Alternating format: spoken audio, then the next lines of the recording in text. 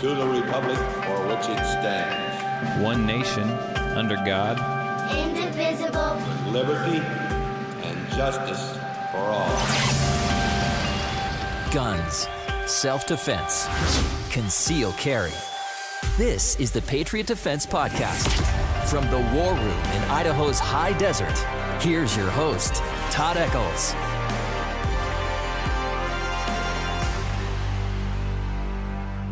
And here we are back. We are tucked away in the war room. It is windy and rainy. How come it's always windy and rainy when we do the freaking podcast? Oh, for Pete's sake, right? Is this spring yet?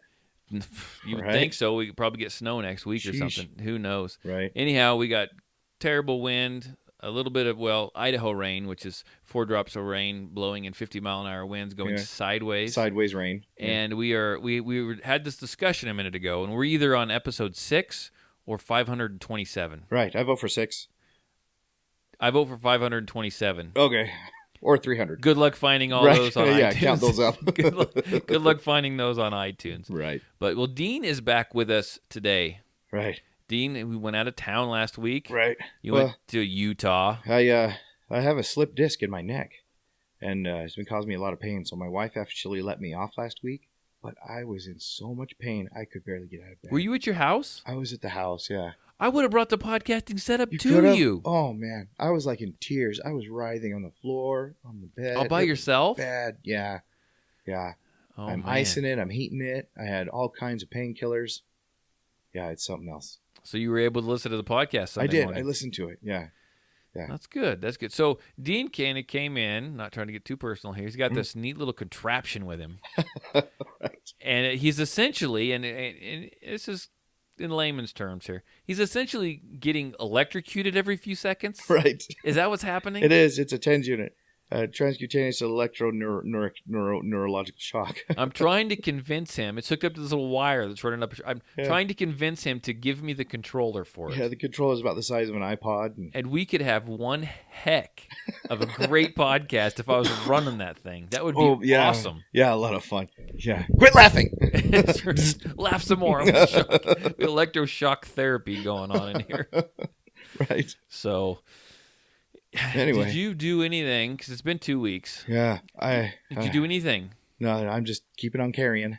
That's good. I found, Todd, that I just put in my motorcycle jacket and in my motorcycle vest, they have a pocket for to keep a firearm in. So I don't really carry in the waistband.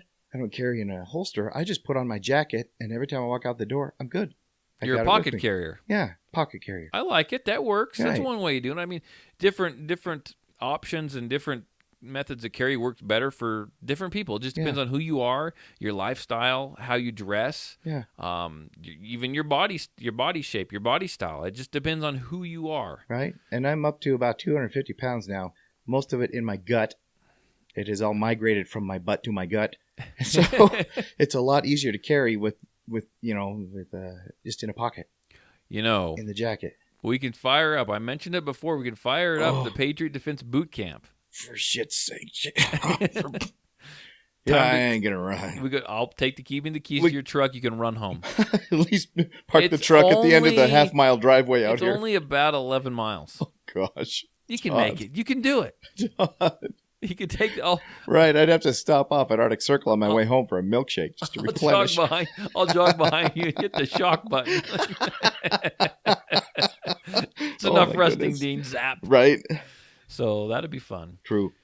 See, what did I do? I read a lot of stuff on Facebook, but I do that every day, no matter what. So you weren't here last week, and I'm sure you listened to the podcast. I did, yeah. I got my new holster. Uh-huh. And I've been carrying with it, and it's actually, I'm still adjusting where I need to put the sounds. This sounds so cheesy. I'm adjusting where I put the foam wedge. Now tell us what's the name of this thing? Keeper's Concealment. It's called the Keeper. The Keeper. Do they make Keeper? Do they make more than one? Yeah, they do. Yeah. Do they all have the funny wedge? No, they don't all have the funny wedge. Okay. But you know what? I will tell you, this is the most comfortable appendix carry holster yeah. that I've ever used. I wore it. I'm in charge of a little scout group at church, and I wore it to my scout group the other day, and I was showing them how to start a fire with a bow and drill. So that involves getting on your knees and just bending over and that kind of stuff. And you know what? I knew it was there, but it was comfortable. I'm very impressed. I wasn't jamming you in the boys. Wasn't jamming me in the boys. It wasn't peeling your kiwis or anything. Whatever. Yes, is actually very comfortable, and I spent a lot of money on it. And to be honest with you, short of not getting my freaking sticker, right? I am. How's the Bluetooth on it? It's great. Yeah, and the Wi-Fi's good. Yeah, you get a good signal off that thing. You know what? I like to pipe in through Bluetooth. It's got a little speaker in there. We listen to Kansas and Wayward Son. Oh my gosh! Do you need me to sing it to you? No, I'm good. That's the official concealed carry song. From Keeper's Concealment. The official concealed carry on my wayward son. Never mind. I need to cut that out. That's horrible. Right.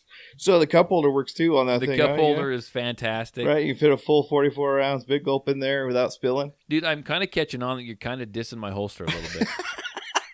Took me a few minutes, but I think you might be dissing on my holster. And Paul, for you, I ordered it without rhinestones. Oh. So anyhow, no, it's comfortable. It's worth the money I spent on it so far. You can add the rhinestones later. I can add we can bedazzle. Yeah, bedazzle it. Oh, that would hurt. We could bedazzle this later on, I guess. But I need to get out and practice drawing with it and stuff. I've done a few, and it's actually pretty slick. I need to adjust the tension on it a little bit. Yeah, it really holds it in there really good. It does. Your pistol, yeah. It does, but so far I am impressed. Yeah. Other than that, we talked about my ammo that I got. I still haven't got a chance to shoot. I know that there's a guy in Utah waiting for me to give a review on this octane ammo that I bought. I haven't shot any of it yet. When you got it, did you look it over and see if it's, all the primers the right way? They all have primers, stuff like that. The one I saw looked great. The one I'd imagine every other, 3,999 rounds probably looks the same. Right? Yeah, I'm hoping. Yeah, it looks like it's plated. In fact, tonight I'm going to take it all in. I'm going to have my 4-year-old count it all out to make sure they didn't jip me. Make him count any rounds. 4,000. Yeah, that'd be good. He's 4 years old. Yeah. He needs to be getting ready for preschool. Right. So I had a class today, Dean. Yeah. It was a full class. I had 27 people in the class. Yeah. It's a big class. It was a good class. I had a lot of little family groups in the class. Like I think I had a grandpa, a son, and a grandson. So it was kind of cool. Groups of people, groups of friends that took the class. Had a couple teachers actually had a teacher and a principal in the class. Really? Did they come to your other class? They wanted to. They weren't able to make it though. But I had to adjust my times, and they were unable to make it. So I talked to them about this. These are your friends, the ones from Gooding. Yeah, and so they came and took the class, and he's the principal, and he actually, after class, he talked to me about possibly either being like a liaison or talking to whoever's trying to present it to the school board, or going out and actually talking to the school board myself about getting concealed carry in their school. Oh, that's great. So I would love to be a part. I said, if you needed anything, to let me know. I would love to be a part of that. Interesting. So I'm pretty excited about that. I'm hoping he gives me a call. That'll be a good thing for Gooding. I guess there's... I was talking to a nurse who's in training that came through our place where I work doing internship, and she used to work for another company that did like rehab, and she worked up in Gooding, and she said there is a lot of miscreants in Gooding for an itty bitty little town in the middle of nowhere. Apparently, there's a lot of gang activity and. Well, it's just kind of out there. Yeah, it's just kind of out there by itself. Yeah, and what in the hell are there gangs out here for? There's nothing but cows. They rule the desert, Dean. Serious? Oh, right. Yeah. Okay. Yeah, they rule the desert. Them and the Tuscan Raiders, right? There you go. They're always a big problem. Yeah. Okay. That's going to be great on the podcast. That might be something I have to cut out with my newly found podcast editing skills I have acquired. True. So other than that, the class went well. I had. I'm not going to call out anyone by name, but occasionally, I've been doing this for 5 years now, I think. Yeah. And occasionally I will get someone, and I know they think that they're helping out. They think that they're giving me good advice, good suggestions, but they will tell me how they think I should do something in my class and why I should do it that way and how much more efficient it's going to be. Like a consultant. Like a consultant.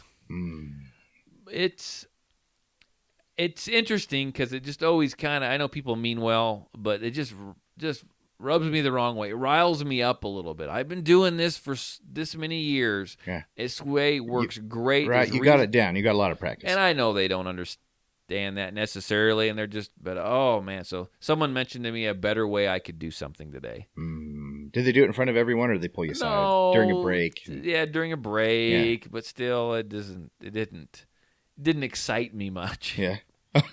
So, we had this. There was this one older gal that was there, and she was shooting. She had a little gun. It was a Sky or an SCCY, if that's what you want to call it. Right. A little Tiffany blue 9mm. Did it have POS on the slide? Yeah. Sorry, I didn't look, but no, they're decent guns. You just got to understand what they are. Okay, yeah. They're kind of like high points. They're decent guns, but you have to understand what those are as well. But she couldn't rack the slide. The slides are just so stout in those little things. They got such long trigger pulls. And was it brand new? It was brand new. Yeah. I don't know that those ones ever loosen up. I wonder, yeah, if they loosen up. But I tried to convince her before she even shot, hey, look, you're having trouble racking the slide. Let me get you a different firearm to shoot. You can borrow one of mine. And she didn't want that. She wanted to go ahead and shoot her own. So that's fine. I'll let her shoot her own. And she shot it one magazine full, and she looked a little mortified. By her pistol? By her pistol. What, the recoil, the everything? And she looked at me. Can I shoot yours? And I was like, yeah. So I gave her my G19, and everything worked out. She actually shot the G19 really well. Why'd you give her the Glock? Because the other ones were being used. Oh, okay. And the pin on my XDM keeps wanting to slide out. That roll pin on the top. Yeah. I punch it back into place, and it wants to work its way out. So I don't know if maybe it's that roll pin is maybe wore out a little. Sometimes roll pins are the manufacturers will make them larger on one side compared to the other, so you can only take them out one way. Maybe it got put in backwards. I've never taken it apart. Okay, so that just means it's loose. Maybe I need to expand just it a little bit or something. Oh, you just need a little. I probably need the right punch and expand it when I put it back in. You just need a little. Right now, I'm just turning it upside and slamming it down on the table. It's a little gunsmithing the Todd way. The Todd way. Yeah, just get a bigger. Hit it with a hammer. Get a bigger hammer. Right. Yeah, that's how I work on cars. Yeah. Exactly. So anyhow, it was a good class. It was a safe class. It was enjoyable. I had a whole bunch of hats, and I think I probably sold about 8 or 9 hats. It's time to go put a new hat order. People like my new hats. Yeah. Do you have beanies or baseballs? Or nah, truckers? Baseball, trucker-style hats, but nice trucker-style hats. Yeah. So that went well. Really good. The guy who won the contest took the center right out of that bullseye. He shooting? Yeah, I don't even know. Huh. I don't. Any other interesting pistols that anyone brought? Yes. Remember the very first gun that I told you I bought? It was that. The Makarov? The FEG. The FEG? Can you say that on air? It was the FEG. Someone's going to have to go to Patriot Defense HR and turn you in. It was the FEG. PA-63 chambered in 9x18. Yeah. It was the same thing? Gun. It was awesome. Oh, that's great. And I had seen one of those for years. It just tickled me to see it. And he was shooting his concealed carry class with it. That's great. I shot my concealed carry class with it. Yeah. When I took one of my classes back in Kansas, it was fantastic. So right on. I was pleased to see that. That made my afternoon. That's awesome. So anything else interesting? Any other pistols that in the class? No, just your basic everyday handguns, everyday pistols. SCCYs and. Lots of SCCYs. I'm seeing those more and more. Is it just because they're less expensive and they're colored? Yes. So because they're pretty, they buy them. Yes. Less expensive and pretty. Probably color pretty. That's what I look for in my gun. Pretty. Right, pretty. That's why you bought that. Black is beautiful. Keeper's carry there. Black is beautiful. With the rhinestones and the Wi-Fi and Bluetooth exactly. And cup holder. Exactly. So, hey, I got a question for you, Dean. Yeah. I've got this old Scout that I just enjoy. Yeah. Love driving it around and everything. And I put stickers on it. Yeah. Okay, I put my business type logo sticker on there, and then my business phrase, which is "Evil exists, therefore I carry." I've got that printed off in words on the front window of that Scout, and I'll put "Don't tread on me" stickers on it and whatnot. That's just something I like to do. Yeah. I've given stickers to people that say they're going to use them, and then they don't because they say they don't want to draw attention to themselves. I understand that, but what's your thoughts on the matter? Yeah, that's kind of touchy. I don't know. When I was did you put your sticker on your truck? I haven't even tried yet because my damn shoulder has been hurting me so bad. Stick it on. I know. I need to get after it, especially now it's raining. It's clean now. I can put it on. Exactly. Anyway, so when I was in high school, I read it in a skater. I used to be a little skater, a little punk skater. I read in a little magazine. Play the freaking bass, right? In the orchestra, the symphony, right? And skate. And anyway, so I read a magazine that said these guys went on a road trip. And they went out and purposely bought a Harley Davidson sticker to put in the back of their truck so that if they broke down, someone would stop and help them out. Because everyone rides Harleys, and if they see a Harley sticker, they see a fellow biker on the road, they're going to stop, pull over, try and help you out, right? Until they want you to talk about your motorcycle you don't have. Right. Right. Well, anyway, it's kind of the same thing. You put that on your truck, and it kind of draws attention to it, and I don't care. I don't know. I know you. Yeah, you don't care. I don't care. I'll put it on there. I'm worried about my truck getting vandalized if I cover the. You know what? It triggers me when I see one of these cars that has that stupid coexist sticker on it. They have all over it. They've got Kerry Biden and then Obama Biden or no, who ran with Kerry? I can't remember. Anyway, you see all right. the left wing propaganda splayed all over the back of a Subaru. It's always a damn Subaru. It triggers me. Freaking granolas. Yeah, I'm sure that it's the same way when the left sees a truck or a car with the stuff plastered all over it. It kind of triggers them. But you know what? Excuse the pun. Oh, true. No pun intended. And then do what you want to do, right? Yeah, do what you want to do. Honestly, because I know that the people on the right. I hate to classify people, but I would expect that because there's crazies on both sides. I'm sure someone on the right might be triggered just enough to go out and vandalize that car with all those stupid coexist stickers on it, the damn hippies. But just talking about it triggers Dean a little right. bit. Oh, my, yeah. You see my face turning red. And yeah, when we were down in San Francisco this last summer, we parked at the zoo and someone bashed in our back window and stole our bag full of our toiletries. So they stole a bag thinking they're getting some goods. It was a backpack. All I had was a hairdryer and a curling iron, a bunch of toothbrushes, some shampoo. Yeah, but homeless people need to look nice. Oh, my gosh. Yeah, I'm sure they got a lot of money for their drugs with that. The sons of... Anyway, jackwagons. So, yeah, it might trigger someone. I just if you plaster the back of it. But I think you put one or two stickers on there, no problem. I'm putting them around all over here everything. In Twin Falls. I think you'd be totally fine because there are good people around here. These people respect each other. Okay, well, yeah. I'm just going to do it anyway. Yeah, do it anyway. What your thoughts were right. on the matter? I'm sure if you took your Scout and drove through the middle of San Francisco or Chicago or Deerfield or I could afford to get it that far. Serious? Yeah, it was 6 miles a gallon. Yeah. 5 on a 4 on a windy day. Right. So there's no way it's going to freaking Chicago. Right. So you mentioned liberals. Yeah. That might be a good segue into there's a town. I forget what the name of the town is. It's the suburb of Chicago, and they did something interesting. The city council got together and decided to ban high-capacity magazines, semi-auto AR-15. I think it was everything that's a semi-auto. Or something. Yeah, I think the wording of their bill they was... set it up so they could. Yeah. They would be allowed in their town, and if you have one, you have to turn it in or get rid of it somehow. And if you don't, they were going to fine you $1,000 a day. Right. So I wonder how long that'll go. I don't know. There's already lawsuits against it. The local NRA chapter has filed a lawsuit, and another local gun group has filed a lawsuit. It's pretty interesting. It, right? Unconstitutional laws are typically unconstitutional. Yeah, typically, right? Shall not be infringed. What the hell does that mean? That's right. Know. Well, they're going to try to infringe every chance they get, and I guess you leave it to a suburb of Chicago. Right. To do so. Yeah. There was another article I sent you, and I didn't even read it, but it talked about there was 7 in one neighborhood. There were 7 people shot in like 12 hours or something. So 7 individual murders in 12 hours in this one little neighborhood in Chicago. Why aren't we calling that a mass shooting? I mean, essentially it is. Right. Yeah, I wonder how many of those, if you look at the statistics, were illegal firearms, or how many of those were self-defense. I bet you most of them were illegal. Well, there's a thing that came out of, like, I think it was over in Paris or London or, I don't know, somewhere over there. They talked about, they were looking at the different statistics, and there's areas over there where they're trying to crack down on weapons, and then they obviously don't allow firearms over there. That's a no-go. You don't have them over there, but yet they're talking about all these drive-by shootings that they have. Wait, it's a gun-free zone.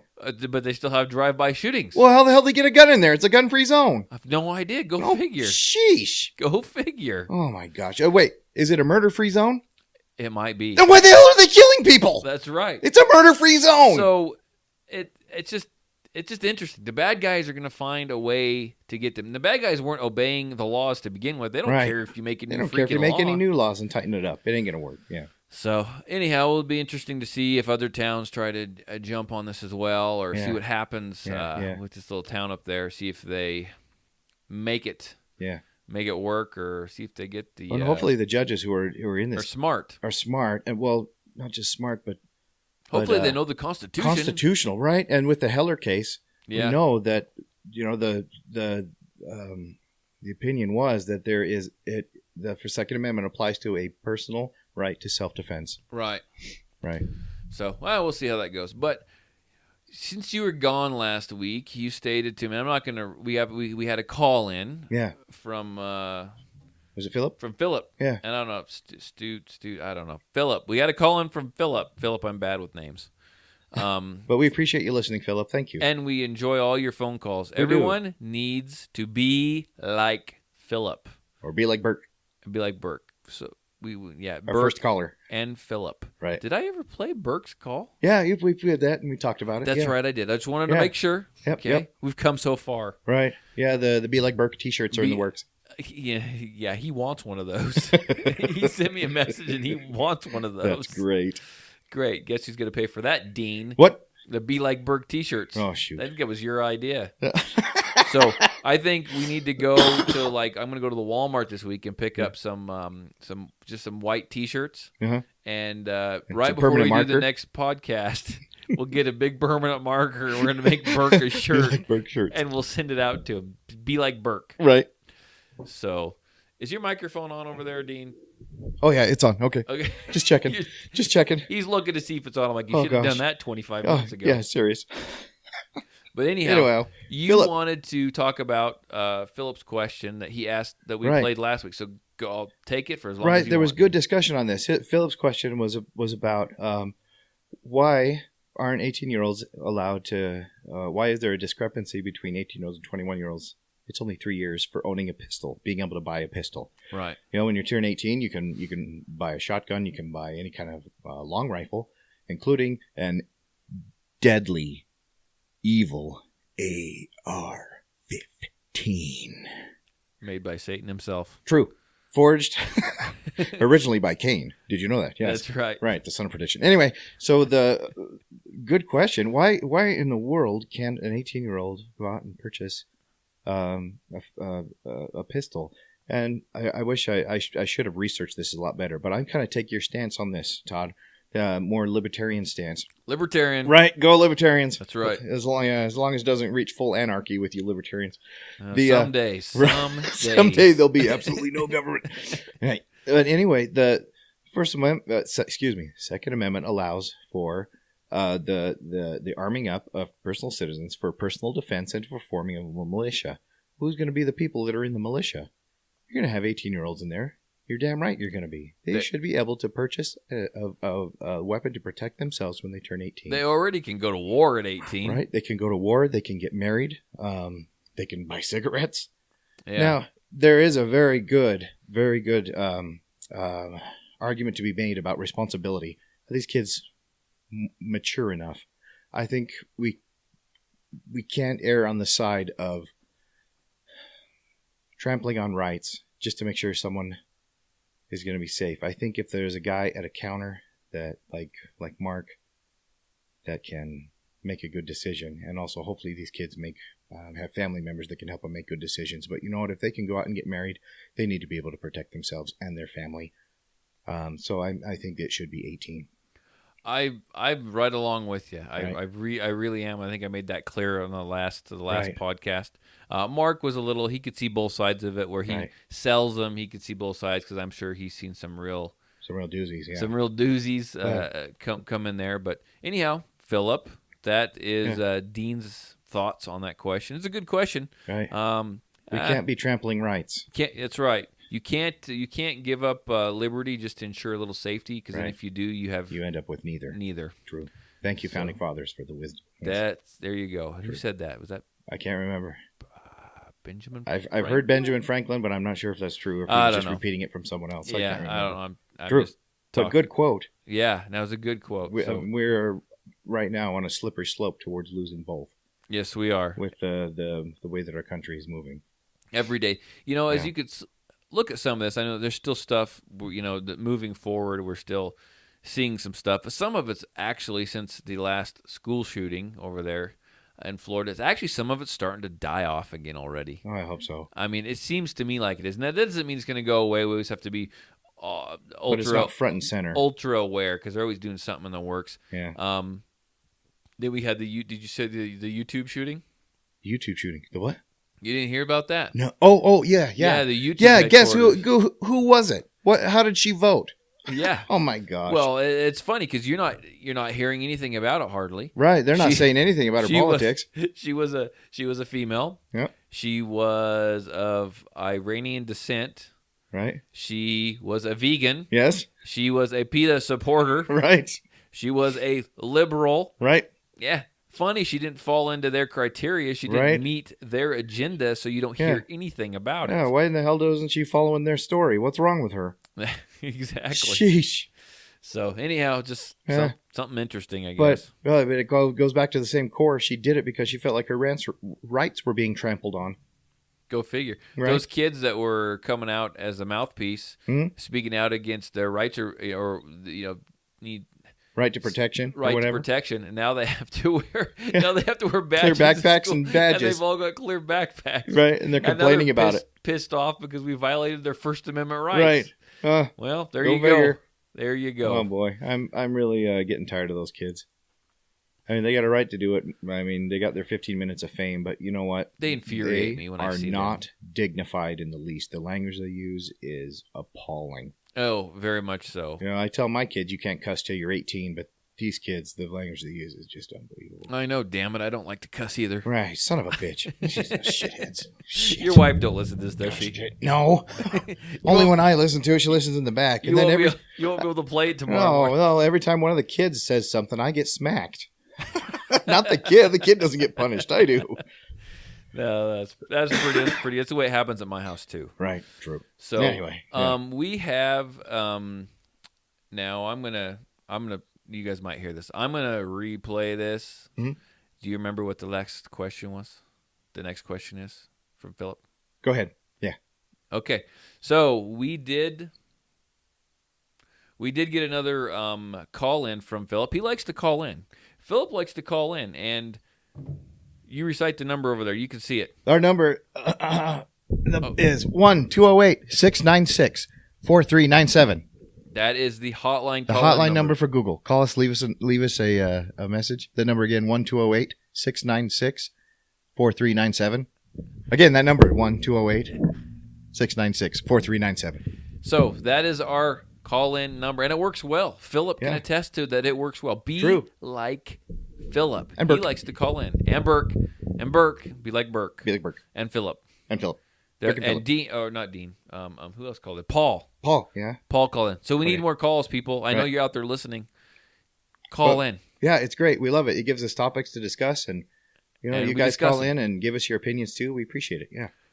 Okay. So Dean's going to address this next question by.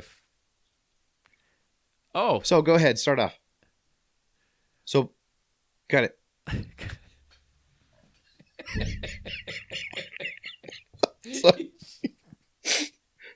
Cut the question. Cut the question. Okay, we've Fantastic. We've had a little technical difficulty. Go ahead and fire it up. Play the question. Pull it up, Gene. Pull it up. Okay, I got it. I'm pulling. Pulling. Freaking iPhones. Pulling. Dead space is bad on podcasts and radio. So you're just going to keep saying pulling. Pulling. Google's coming up right now. There it is. Now it wants me to connect it in the network. There we go. Hey guys, it's Philip Studi up in Evansville, Indiana. Glad I was kind of able to stump you guys and get a couple different opinions on my question about, 18 versus 21 gun age and stuff. I do know that's a tough question. I've been asked it multiple times by different people I know. They've asked me, why is it? Why would there be different ages? What's actually more dangerous, rifles versus handguns? And it's a question that I've played around with a couple times and kind of want to get your guys' opinion on, knowing there is no right or wrong answer. And it's very kind of open to interpretation how you want to answer it. I will agree a lot with Mark that responsibility is probably the biggest key because, there are people that are, 18 that can handle a handgun or shotgun, rifle, everything. And there's people that are, twice their age that I wouldn't trust with a spoon. I would trust my 5-year-old daughter over some people with the firearms. As far as the wedding goes, I don't think we're going to have a shotgun wedding. I have been asked by family members if it's going to be a camo wedding. And I think I got her to say maybe to that. So we'll be interested to see what kind of wedding actually takes place. To kind of go along with the theme of age questions I've been asking you guys, I know you guys were talking on the podcast about one of the ladies came up to the shooting with a 9-year-old girl. And I've told my 5-year-old daughter to start shooting, a little .22 rifle. Do you guys think there's a lower age limit that is when we should start teaching our kids versus, I believe it's whenever kind of the kid is able to understand. Like my daughter, she can recite the gun safeties, never point a gun at anybody or anything you don't want to kill, never touch a gun without daddy's permission.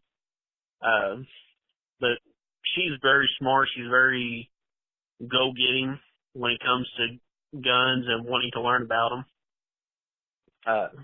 But I mean, what's your guys' opinion? I know it's kind of hard to teach them how to shoot and train them how to look at the sights.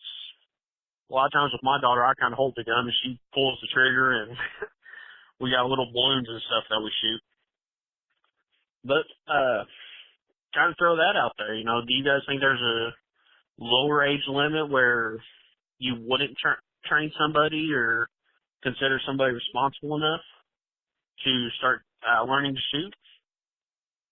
It might go hand in hand with the question about 18 and 21. I think it's a bunch of responsibility issue. There you go. All that right. was a statement and a question by Philip. I will touch on this, and then I'll let Dean take up the question. You did stump us a little bit. We didn't have an exact answer for that question that you asked last week about the 18-year-old 21. Dean gave his take on it. I gave mine. So we're not up in the air. We just all have a little different opinions. I think it's a real hard topic to address. And I will also remind everyone that he mentioned a wedding. He actually he sent me a picture, and I still haven't put him on Facebook. I'm sorry, Philip. I'll get him out there this weekend. He sent me a picture of 2 targets, and it said, "Will you marry me?" And there was a yes target and a no target. And, Philip's that guy. That's awesome, Philip. And Philip's getting married. His good thing she was a good shot because she may have slipped and hit no. Right. Or hit nothing. Or hit nothing, and then Philip would have been like, what the hell? Are we getting married or what? What is this? I need a definite answer. Quit dragging me out. That's right. So anyhow, she hit yes, and they're going to get married, and I was joking about if it was going to be a shotgun wedding or not. This is all gun talk over here. Well, not gun talk. That's probably freaking trademark. Oh, wait. Yeah, it's trademark. This Can't say that. Wait. A firearms show. Firearms. Yeah. Firearms show. True. So anyhow, he said it's going to be a camouflage wedding. He's trying to get that. That's better than nothing, man. I like it. Philip, you're my kind of people. Philip, good luck. You're my kind of people. Good luck. Remember, we need the pictures. 2 most important words in any marriage are, yes, dear. Do we need to recite the red green? You ever watch Red Green? Yeah, I've seen. That's been so long. Yeah, we'll dig that out and we have to recite the red green pledge for Philip on the next episode. Oh, fair enough. We'll do that. But and then Philip had a question. We had talked about last week. There was a group of women that showed up, and one of them brought her daughter, and she hadn't really shot much before at all, and she shot a little .22, and it just made my day to help that little girl shoot. And how it was a single shot cricket that she was borrowing. That was my boy's. And she was shooting that, and she just had a big smile on her face every time she pulled the trigger. Put another one in. Put another one in. Yeah. So she enjoyed it, and I know Dean's got a couple kids, and I got some kids too. I started mine off pretty young, but Dean, tell us about yours. Yeah. So let me just tell you this: how much fun it is to shoot, and to get people out to come and shoot. So I had this girlfriend down in Arizona that when I lived down there, I was going to Arizona State, and I lived in the little duplex type dorm area. It was all one story, two sides, and you walk up to it. The doors were on the side, and you walk through this gate, and so there was a long hallway with it was outside. So there was big brick fence on one side, and then the duplex was made out of brick on the other side. It was probably about 30 yards down there. So I got out. I would shoot my BB pistol and my pellet gun out there. It was a perfect range because it wasn't going to go anywhere. It was like a tunnel that they made. It was outside, and it was great. So I had this girlfriend that come over, and I'm like, "Hey, you want to learn how to shoot?" Because she'd never shot before. She'd never even been around firearms. She was a little standoffish at first, going, "Oh, I don't know." And I took her outside, and I had I started off on a little CO2 pistol that shot BBs. She loved it. Oh my gosh, she loved it. She's like, "Oh, I think I'm really good at this. Light it up again, load it up again, load it up again, load it up again." Just like you're the little 9-year-old girl. Oh, it was hilarious. But anyway, how do you start off kids on shooting? Right? That's a really good question. The way that my pop did it with all of us kids, I'm the youngest of 5.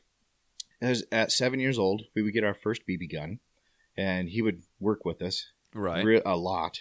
Drill it into us. He was almost like a drill sergeant with it. When I remember him yelling his head off at me, I could tell he wasn't serious because you couldn't see the fire in his eyes and the force behind his voice. Right. But he would make a big deal if he ever pointed, swept him with the barrel.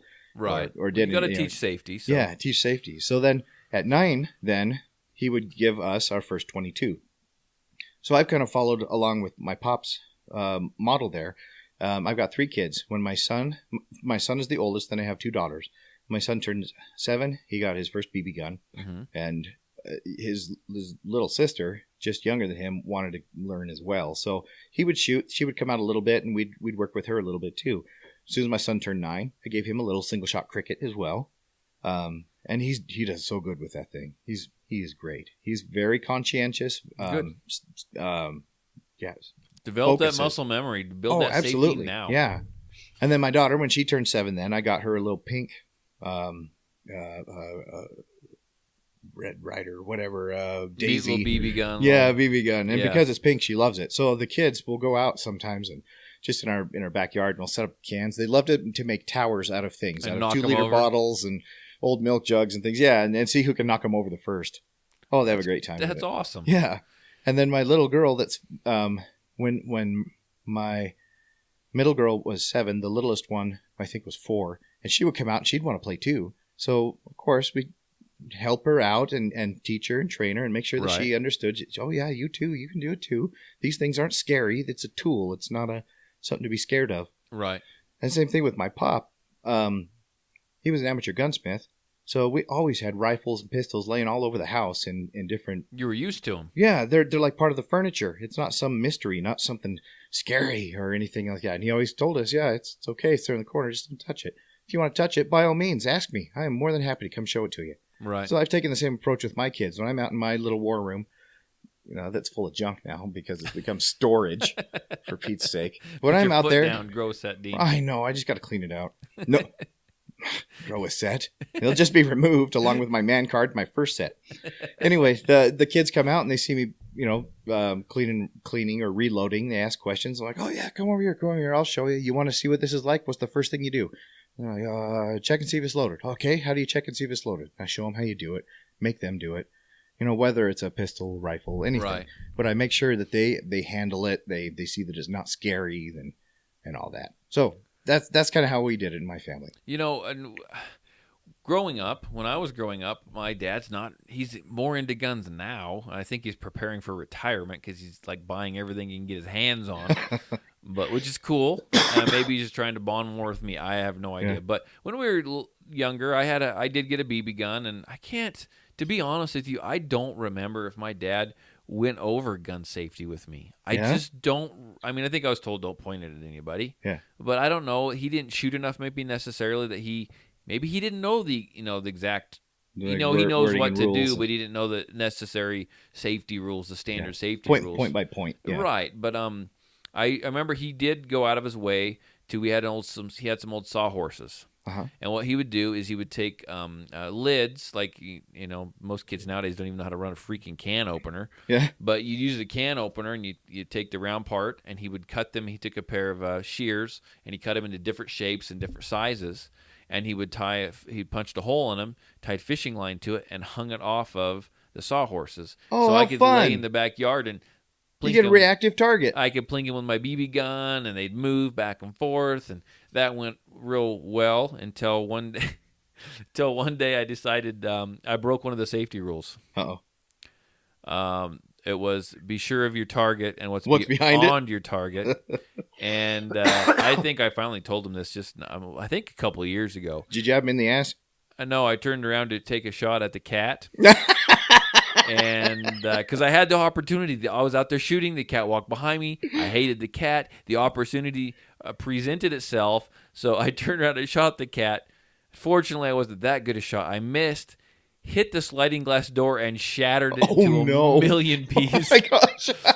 So, how old were you, Todd? I pulled the trigger. I was little. I was in grade school. Yeah. I don't remember exactly, but I pulled the trigger. I remember I missed the cat. I heard it hit something, and I went, "Oh, it hit the house." Oh, crap. And I'm thinking, "Oh, no." Oh, crap. I was out there by myself. So I turned around and went back to shooting the targets. Next thing, a few minutes later, I mean, it may not even, maybe 30 seconds later, I hear my mom, Todd, what are you doing? And she's like, I'm like, nothing. I'm shooting at my targets. And she's like, come here right now. And I walked over there, and as I get there, I hear this noise. This noise going, crunch, crunch, crunch. And I walk over there, and the sliding glass door is spider webbing, turning into pieces. Oh, it's continuing to crack? It's continuing to crack. And so I don't know if I convinced him or not, but I told him it was a freaking ricochet.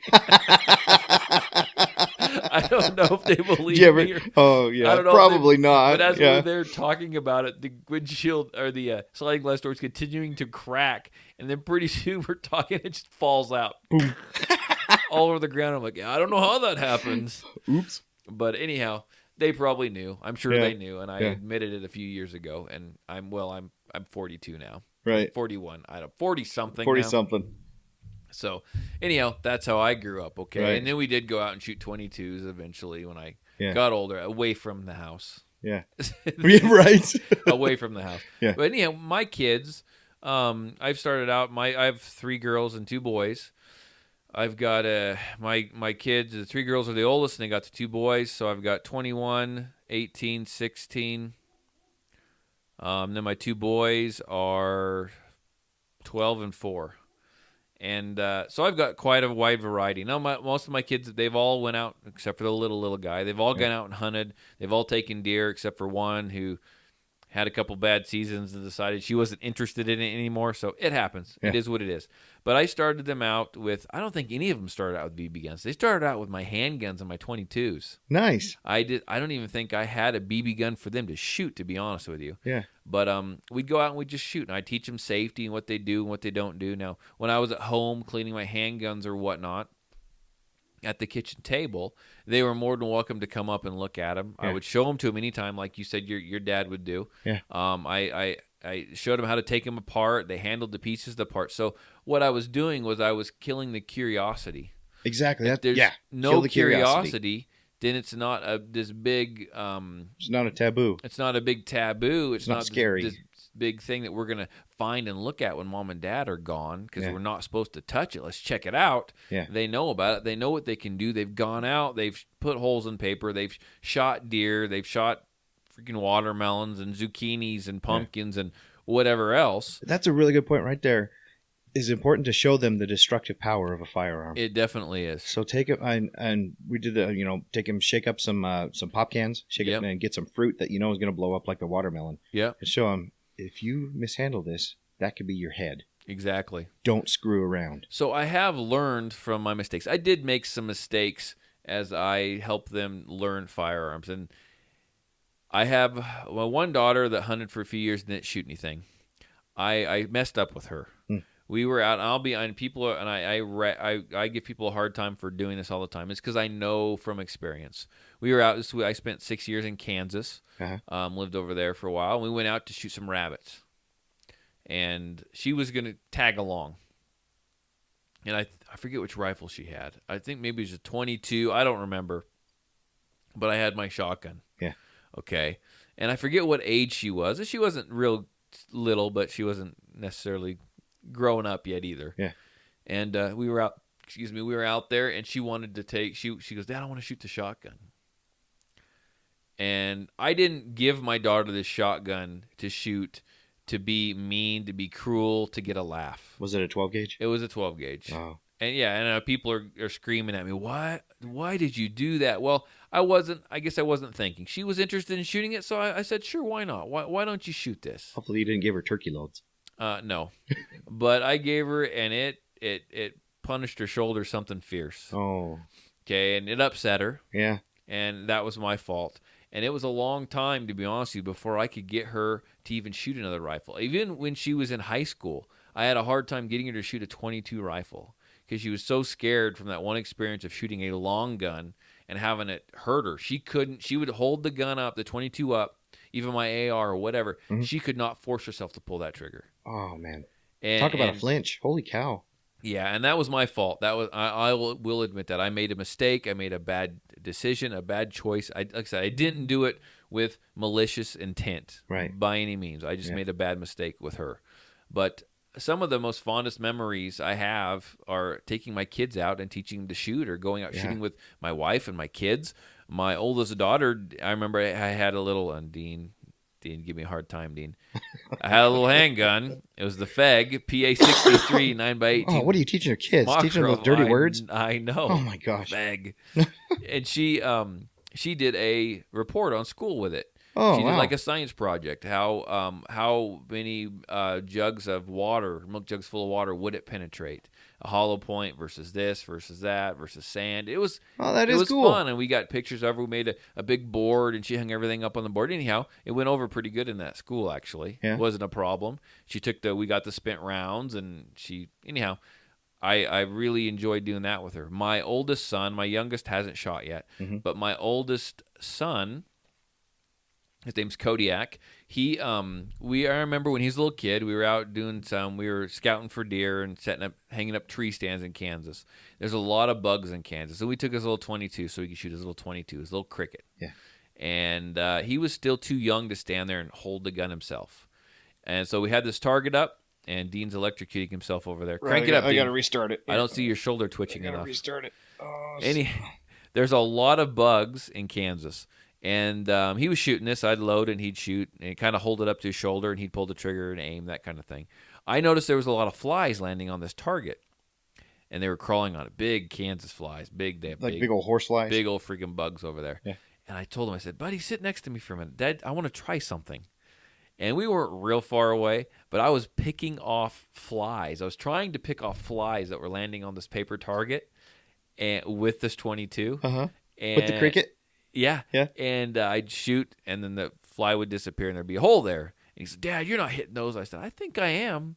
And we went over there, and there was a hole on the paper, and then there'd be a little spatter of red blood. That's awesome.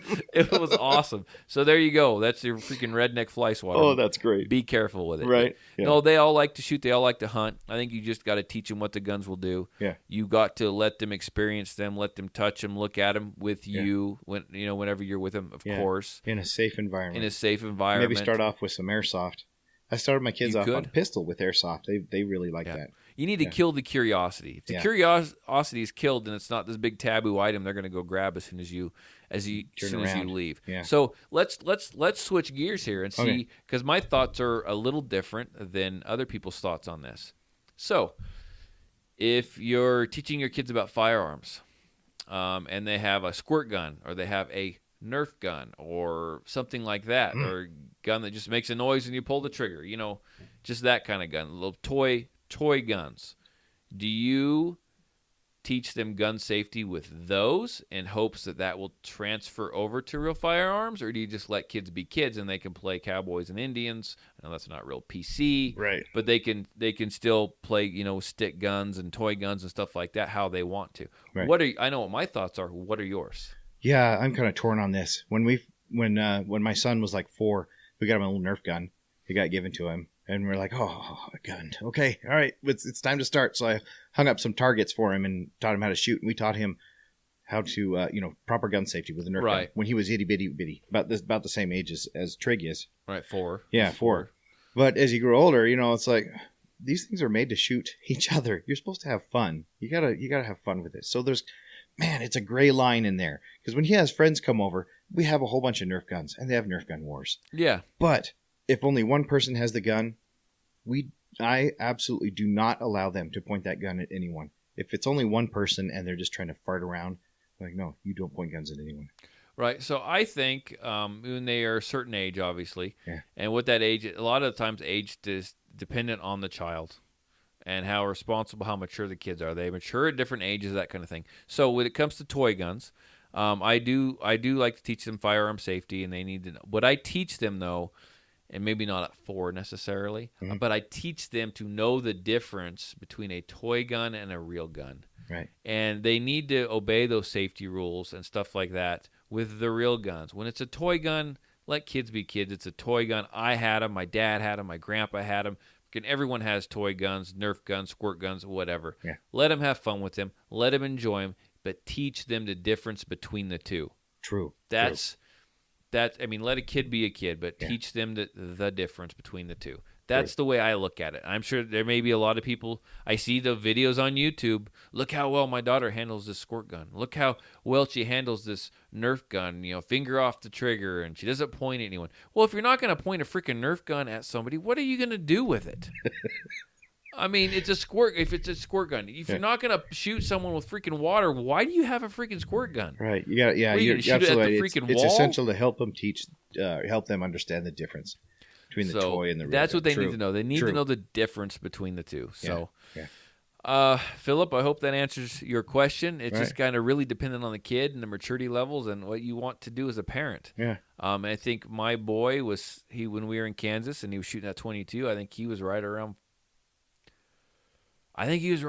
4 or 5. Yeah. And we were sitting there and he was doing it. But I was there with him. I was helping him and making sure he did it safe. And I was okay doing that for a while. He enjoyed it. He had a good time. And to this day, he loves to shoot. And we will go shooting, but he never tries to go shooting by himself, obviously. Mm-hmm. But he'll go and we'll shoot. My girls are older now. They'll go and shoot. And I hope I'm going to be a grandpa in July, and you give me 2 or 3 years, I'm hoping to do the same thing with my granddaughter. Give him some Nerf and some airsoft. Granddaughter. Give her some Nerf and some airsoft. That's right. And it won't be pink. I hate that crap.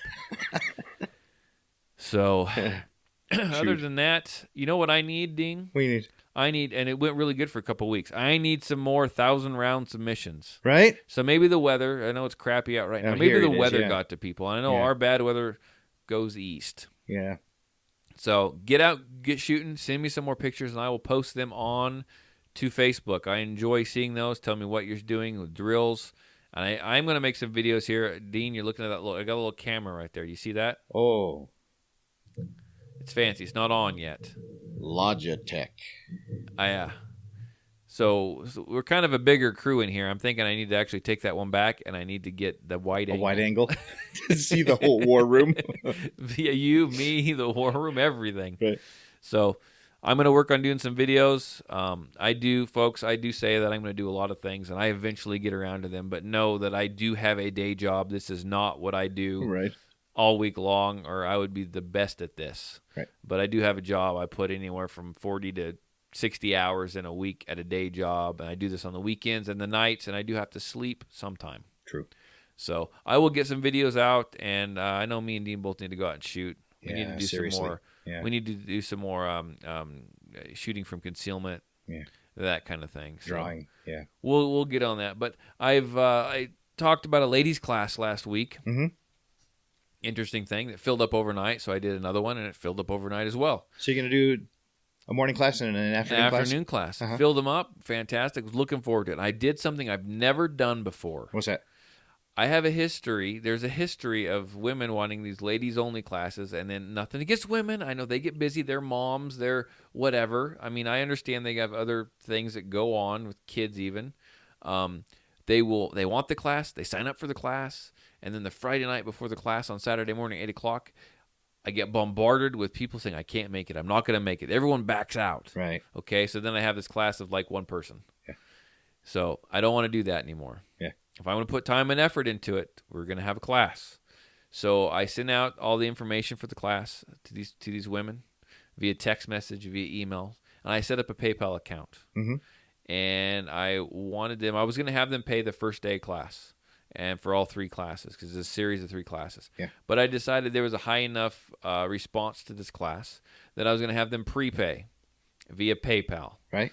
And they were going to have to get it all paid 2 weeks before the first class starts, which would be I think the 21st. Right. So a week ago, I put out this link, and I've had one person pay. You send it to each person. I sent it to each person, right. stating everything and what they needed to do, and I've had one person pay. Oh boy! So I got another couple weeks yet. We're going to see what happens. I'm right. keeping my fingers crossed. I'm holding out the faith that people weren't just putting their name on the list to hold their spot in case something better didn't come up or whatever. But we'll see what happens. Come on, ladies.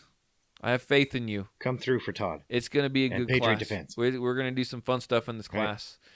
It's going to be fun. I'm buying Spread the gospel, the Second Amendment. That's right. So we'll see what happens. But right. Did you see that Glock commercial? I did. That link you sent me. That was impressive. Explain the commercial. You're always so right. much better at explaining stuff than so I am. Here's the setup. Starts off with a guy running down an alley. He running his guts out. He's in distress, obviously. He runs into it's an industrial area. Runs into a warehouse, and there on the floor is a lady the same age as him with a bullet hole in her head. She's dead, and he's just taken aback. He can't understand what's going on. So what does he do? He walks over to the wall, puts up a sign with a handgun and a circle around it and a line through it. So like no Ghostbusters, handguns, right? Yeah. Then he takes a pocket watch out of his pocket, clicks it. Turns back time. Starts over. He's running. He runs into the room. Boom. Same thing. Dead body. So he puts up more signs. Even though his sign was on the wall? His sign was on the wall, yeah. So he puts up more signs around. It turns back time again. Boom. He's running. Runs back into the room. Same thing. Dead body. So he floods the room with these no handgun signs. Puts them on every pillar. He makes a huge... looks like wallpaper. Wallpaper around the body of the young lady who got shot. Turns back time. Runs. Gets into the warehouse. She's still dead. Even though it's a no-gun zone. And even though he put up signs everywhere. She's still dead. So, pulls out of his holster his concealed carry weapon. Puts it on the floor. Turns back time. He's running. He runs into the warehouse. She's alive. She's crying. She's obviously distressed. But the perpetrator's on the floor. Dead. It's a pretty. I put it on my Facebook page, and I may even repost it again if you can't find it. I don't think it's too far back, but it's a pretty powerful commercial, right. and it was made by Glock. I don't think it was played on TV necessarily. I don't think they could. No one would air it. Yeah, but it was a pretty powerful little commercial. I say grab it, send it to all your anti-gun friends, man. Right. Send it around to everybody. It's very poignant. It's very, very good, very well done commercial. I was impressed. I'm not a huge... I have a Glock. I have a G19. Right. We know your love affair with Glocks and 1911s. I'm not a huge fan, but I love the commercial. That was a very nice, very classy commercial. Yeah, so it was well done. And really puts home the point that criminals don't follow laws. Right. Signs aren't going to do anything. No, just because it's a gun-free zone. And in fact, there's this statistic out there. Every single mass shooting since the 1950s, except one, has been a gun-free zone. Every single one except one. Gun-free zones are just state and federally mandated killing fields. True. That's all gun-free zones are, state and federally mandated killing fields. You can't defend yourself. You have to run. You have to hide. You have to fight with a freaking chair. Right. Okay? How are you going to defend against someone with a gun, with a chair, or with a book, or with a backpack? Or right. I mean, you can to a certain extent, unless you're Batman, right? Yeah, not very effectively. Yeah. So I'm sure it's pretty obvious how we feel about no gun. True. No gun zones here. Right. Even at church, the policy of the church we go to is really shouldn't carry at church. But if you're carrying correctly, concealed carry, no one will ever know it's there. Interesting story about that, actually. We go to the same church, right. Dean. And I carry to church every single time I'm there. And there is a gentleman there that is in church leadership, and he knows he's taken my class, and he realizes that I carry. In fact, there's a few people there that realize that I carry. Yeah. And he came and he sat down next to me. I wasn't in the chapel where I should be. I was sitting out in the foyer, and he came and he sat down next to me. And he looks at me. He goes, I want to tell you something. And I'm thinking, oh crap! I'm gonna have to give a prayer. I'm gonna have to give a talk. What am I gonna? What's going on here? And he goes, I just want you to know how safe and secure I feel when I walk down this hallway and I see that you are at church we go to church for 3 hours. Right. When I see you are here at church on Sundays. And he couldn't say a whole lot because there's other people sitting there, and he just looked at me. And it dawned on me what he was saying. I was like, well, thank you. You know. And he says, we were talking a little bit afterwards. He said that there was his kids told him of a situation in a town that's about 40 minutes that direction. Okay. Of 40 minutes east of here, for those who can't see me point See on the you podcast. Point east. That there was one of these church leaders was in his office, and he had an appointment to talk with a couple people, giving them some help or some counseling or something. Mm-hmm. And this guy was there with another guy that goes to church, and one of the secretaries or something like that. And these two people showed up. They went into the office, and they shut the door, and he was discussing stuff with them. And actually, no, it was one guy. Excuse me, one guy came in and was discussing stuff with him. No, he shut the door. And what had happened was the guy got mad. This is just recently. The guy got mad. He stood up. He locked the door and started beating the tar out of this guy. He locked the door and beat him up. And the guy on the outside of the door couldn't get in because the door was locked. And he could hear something was going in there. And he just beat the tar out of this guy. Opened up the door and left. Oh, my gosh.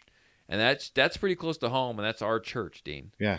And so he feels, I feel safe and secure that you are here, and I know that someone is. And he told me that the building that I go to church in, he figures that I'm probably the only one that carries. Really? Everyone in that building. Mm-hmm.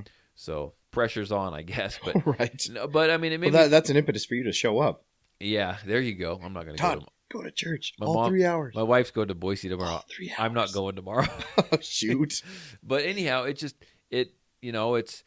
if you go to church, carry a firearm, man. Carry a firearm if you can legally do so. That's where stuff happens.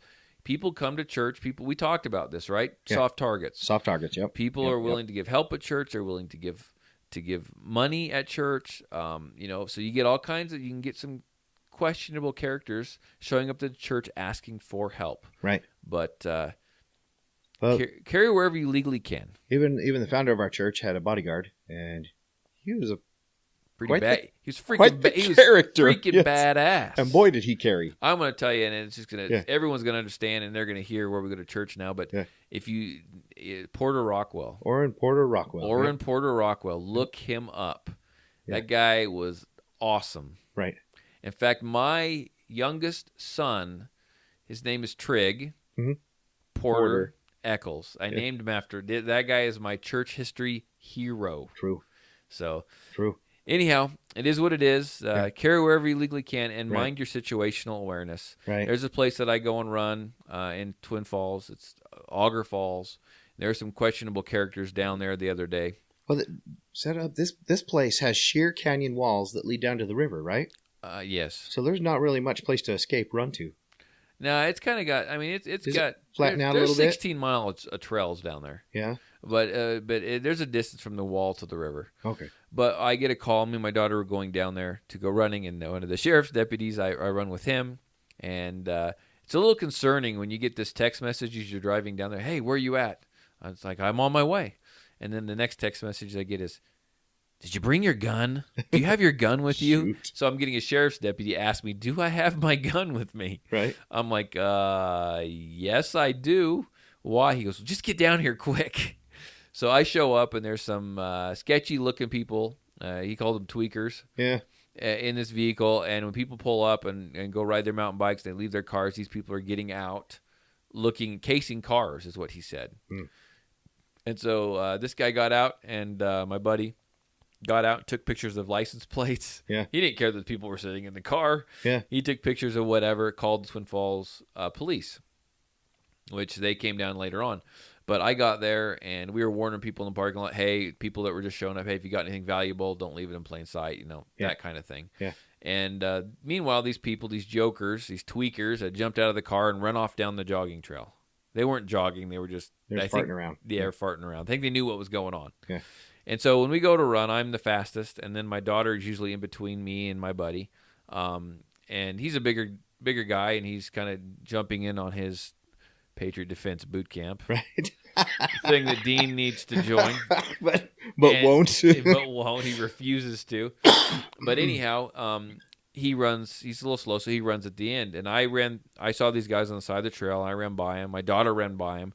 And by the time he got there, now remember, he was the one that was down there taking pictures of their car and their license plate. Why they were sitting in their car. Right. Okay? So they probably recognized it. He wasn't shy about it. He said he looked up and he saw two on one side of the trail. There's four of them. Two on one side of the trail. The other one crossed the other side of the trail. And the other one jumped in the trail in front of my buddy and had a big stick in his hand. And he said he looked up. He saw that it looked like it was a bad situation he was about ready to run into, but he said they were right there. They were right in front of him. Right. And he said he looked up. He looked at the one guy in the eye and goes, I don't know exactly what you have planned, but it's probably not a good idea. And I don't know if it's because he looked him in the eye. I don't know what it is, but he was aware of it. He saw it coming. Mm-hmm. He was able to address it, and he says he doesn't know what backed the guy down, but the guy jumped off the trail, and they all four ran off. Wow. So he had a pretty bad feeling about that. Yeah. And the problem is I run ahead, I finish my run, and then I always turn around and I come back and find him. Yeah. And then run back out with him. I told him, I was like, man, that was at the beginning. I would have had to run back a hell of a long ways to get back and save him. To freaking find you. Yeah. But anyhow, just he was aware of what was going on around him. He used his situational awareness. That's what we need to do. That's what we need to always. What we need to practice. Well, and showing confidence in the face of danger. He was able to push those guys to back down just by sheer will. Right. Exactly. And just be aware of your surroundings. It's going to happen anywhere. We were just going out for our afternoon or evening, late afternoon jog or run. In a park of all places. That we do 4 times a week. Yeah. Okay? I've been doing it for the last 9, 10, 11 months, whatever. Yeah. And it's just be aware of your surroundings. Right. Be aware of what's going on. True.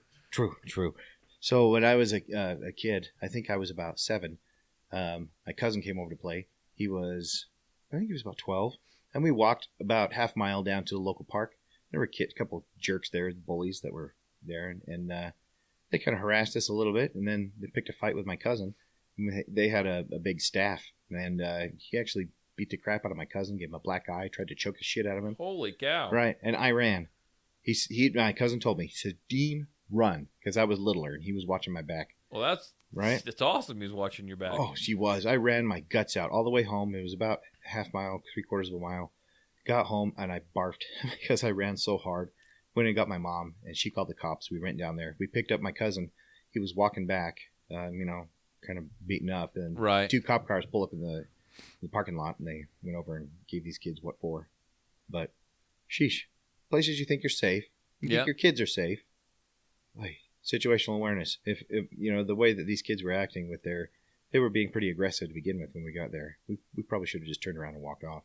Right. Kind of listen to that. Listen to your guts. Yeah, listen to your gut. Your gut, the first instinct is usually what you need to pay attention to. Right. So, Well, I'm almost ready to wrap the show up, I think. Right? We hit all points? I think we hit every point. We're good, yeah. I will say this coming Saturday, I don't have a big class. I have a couple private classes, one in the morning, one in the afternoon. And I just realized it, and I was just double checking on my phone. That's I've got to get that white T-shirt. I've got to get a big marker out. Oh, right, yeah. Guess who's coming to class, buddy? Oh, Burke. All Burke right. is coming to class. Get Burke's shirt. All I'm right. going to present him with a shirt. He's expecting this now. Now I got to freaking do it. Now it's not going to be a surprise. So I got to present him with this shirt. And Burke, what are we going to say on the shirt? Be like Burke. Be like Burke. And Philip. And Philip. On the back, and Philip. And Philip. Don't forget Philip. Right. So anyhow, everyone have a good week. Go out, do some shooting if the weather permits. It's a good stress relief. Take some pictures. Send me the pictures. Call the hotline. Hotline number is 1-208-696-4397. There you go. You can also email me at patriotdefense13@yahoo.com. And you can even text message me. I really don't care. Right. That number is 620-794-6223, 620-794-6223. You could find Patriot Defense on Facebook.